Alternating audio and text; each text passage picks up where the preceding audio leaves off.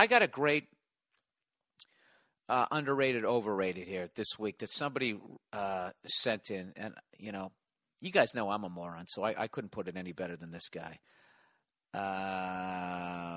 This guy says overrated. The new year on TV. Every year, all these celebrities come on and say how amazing the new year is. How is it any more amazing than the last? The population is still rising, and people are just getting more stupid and fat.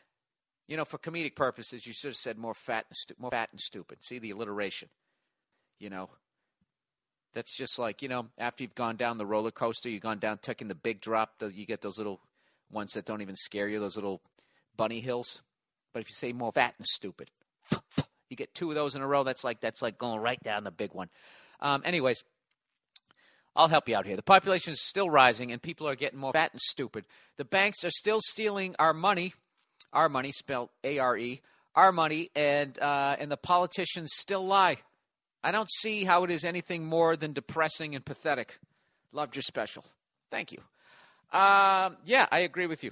100% agree with you. To the point, it's so fucking depressing that I just got a dog a couple years ago because no one else seems to give a shit. And in the line of that, here's some conspiracy theory for you. Somebody said, Bill, he wrote, they are watching. And I got trashed for talking about conspiracy theory. I've been trashed for talking about those automated checkout lines in the grocery store and saying that I'm paranoid and I'm afraid of technology and all this technology is just going to help my life and make my life more easier. And why don't you trust these big fucking corporations, basically? It's the shit that people are giving me. The same way people gave me shit for trashing the Jets, saying that the Jets, haven't done anything, so I don't know why they're fucking Super Bowl favorites. What, because the coach said they're going to win every fucking game? This is the best way I can sum up Rex Ryan. Rex Ryan is the Tila Tequila of NFL head coaches. Famous for nothing in particular. He's never won anything, yet everybody knows who he is and is hanging on his words like he has something to fucking say. What, because he dropped 9,000 F-bombs? On HBO. He's famous for that. He wore a wig in a press conference, and we found out he has a foot fetish. Oh, yeah. Toss him right in there with Chuck Noll. Fucking ridiculous. By the way, speaking of that, the Steelers finally look like the Steelers I thought that they were going to look like when Roethlisberger came back. That is a scary-ass team, and I know they were just playing the Browns. But when Palomalu is playing, it's an entirely different team. So all you Jet fans out there who are excited that you beat that team, I'm telling you, that's a different fucking team. I'm not even excited that the Patriots beat them because I just don't think that the Steelers are now starting to click. And they remind me of a certain Giant team from a few years ago that no one was really paying attention to and all of a sudden got hot in December. And lo and behold, beat the 18-0 Patriots. So, and speaking of that, my season-long bet with Paul Verzi, I won it. I'm psyched. I won it. I basically rattled off 6 victories in a row against the spread and put Paul Verzi out of his misery. The poor bastard the entire year really felt like he was going to beat me just because I never really gambled because I did it like fucking in 1989. That's the one and only time I did it.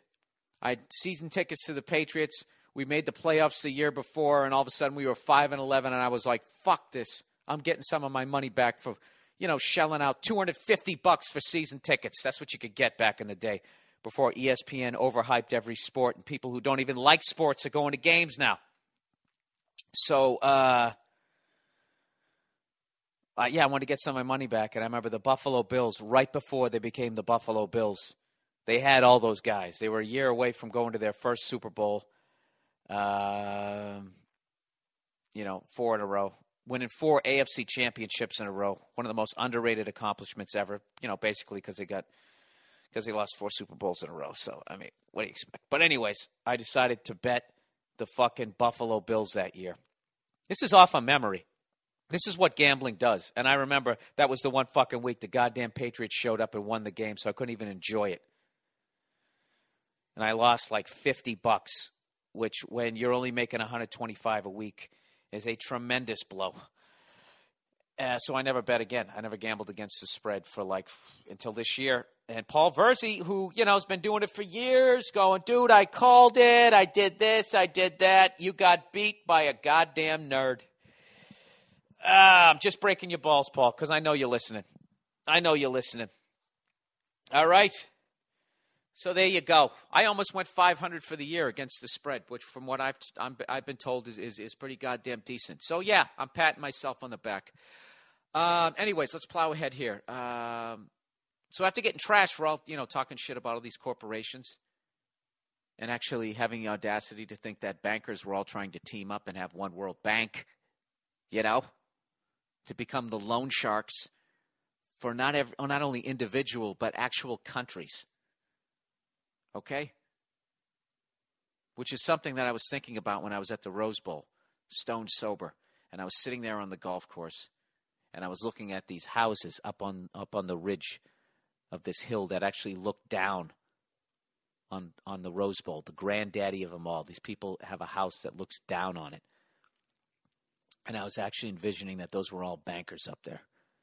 And while the game was going on, and 104,000 people, or 96,000, whoever showed up for that game, were sitting there going fucking crazy. One of those piece of shit bankers up there could put his hand on his son's shoulder and be like, see all those people down there? They owe all of us money. They all owe me money, son. I'm getting a piece of all of their fucking paychecks. And they don't even know it. They don't even know that their daddy is looking down on them right now. Now, had I been drinking, that thought would have probably caused me to, entertain the thought of climbing up that hill and throwing a rock through one of the windows, which, of course, I wouldn't have done because even my drunkest, I am aware that I don't want to go to jail. And secondly, I'm not going to go all the way up that fucking hill. So what I would have done is I probably would have yelled at that kid with the light purple slacks. I would have commented really loud about that dude's fucking eczema flaking off into the back of his goddamn sweatshirt. So anyways, this guy sends me this email, and he says, Bill, the theys in this blog, when I say they are watching, are big business, not the Illuminati, but they are just as evil as any bank or secret society. They don't even need your signature. Listen to this shit. They don't even need your signature for these information-gathering traderware programs to monitor everything from where the device is to what your heart rate is.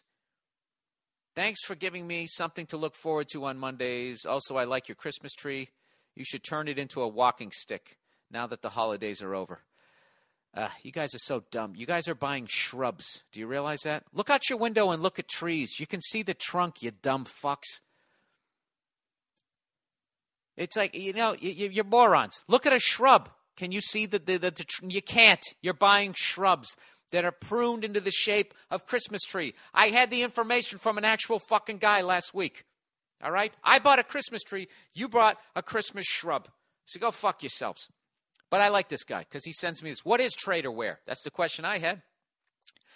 Your digital camera may embed metadata into photographs with camera's serial number or your location. Your printer may be incorporating a secret code on every page it prints, which could be used to identify the printer and potentially the person who used it.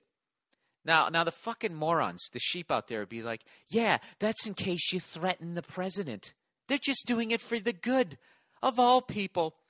If Apple puts a particularly creepy patent, I guess Apple's applying for this. Is it recently applied for the use you can look forward to a day when your iPhone may record your voice, take a picture of your location, record your heartbeat, and send that information back to the mothership.